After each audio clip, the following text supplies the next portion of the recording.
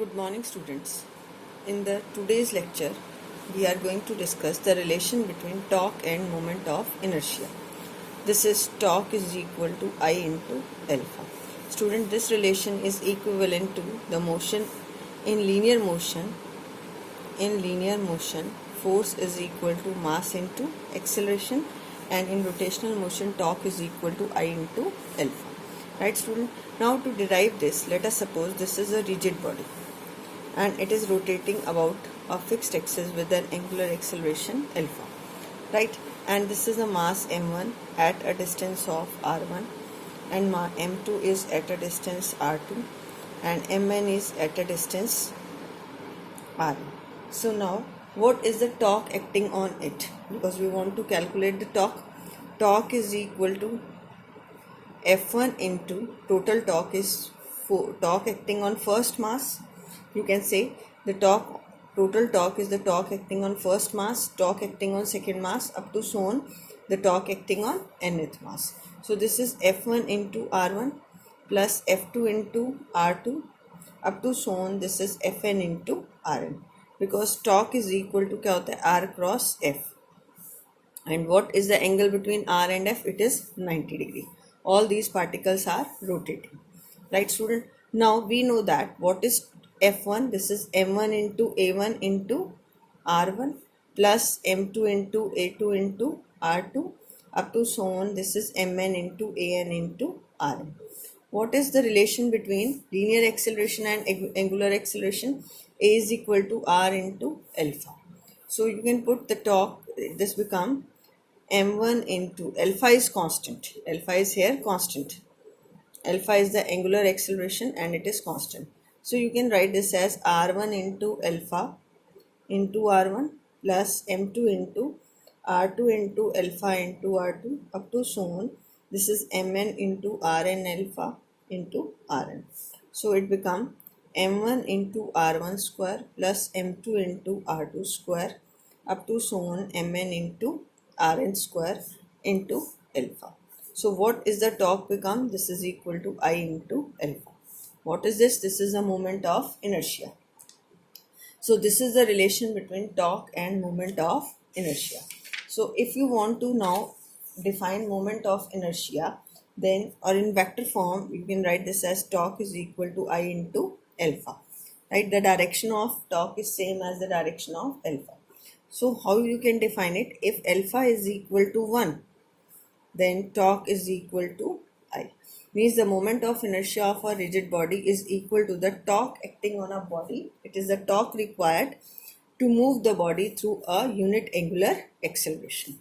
Moment of inertia is equal to the amount of torque required to produce the unit angular acceleration in a body. Is it clear, student? Now the next is relation between angular momentum and torque. Relation between torque and angular momentum. Student, in this is L is equal to, you can say this is I into omega. In linear motion, we have studied this linear momentum is equal to mass into velocity. P is equal to mass into velocity. So how we can calculate this L as I into omega? Let us suppose this is a rigid body and this rigid body is rotating with an angular speed omega. So m1 be the mass of first particle which is at a distance r1, m2 is the mass of second, it is also rotating, ये rotate करें, and what is the total angular momentum for nth mass? It is rn. L is equal to L1 plus L2 plus up to so on Ln. तो अब L1 क्या होगा? R1 into P1, R2 into P2 up to so on. This is Rn into Pn.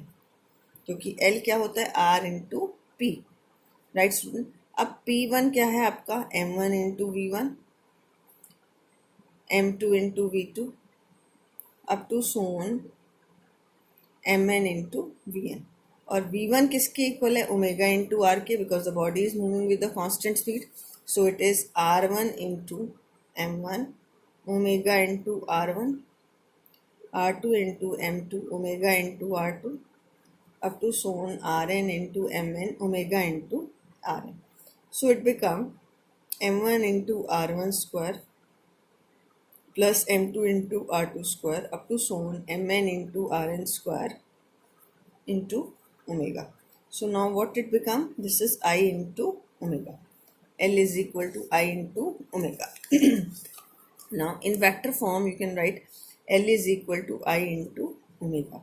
So if L is equal to I into omega, how you can define moment of inertia? If omega is equal to 1, then L becomes equal to I. Means the moment of inertia is equal to the angular momentum of a body when it moves with the unit angular speed. When it moves with the unit angular speed. Now the next is relation between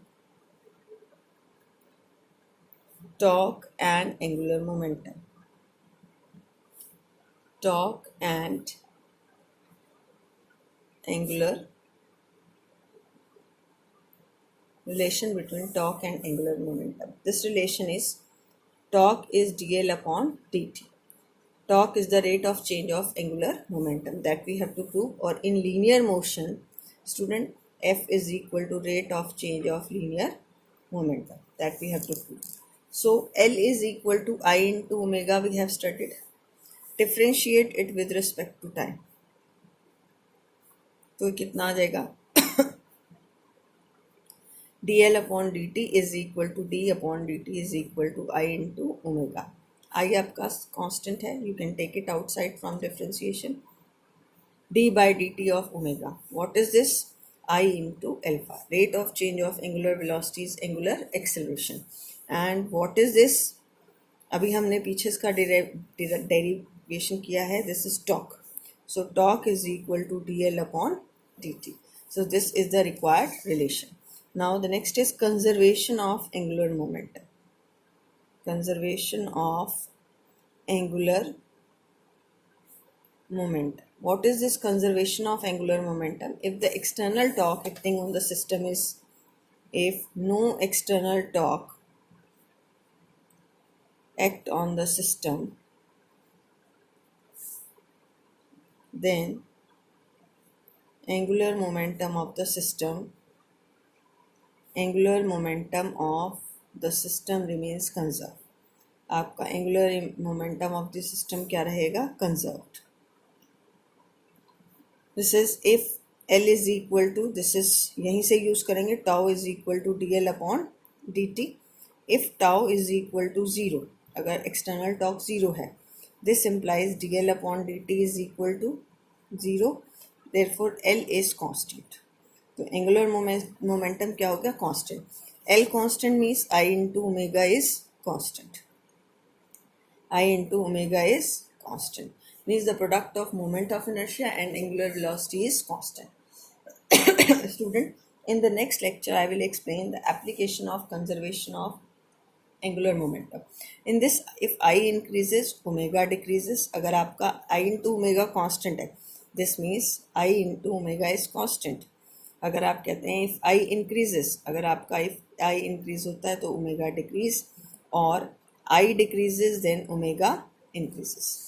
Right? I decreases then omega increases. अगर एक factor increase होगा तो दूसरा decrease, और अगर I decrease हो रहा है तो omega increase. Okay, in the next video I am explaining applications of conservation of angular momentum. Thank you.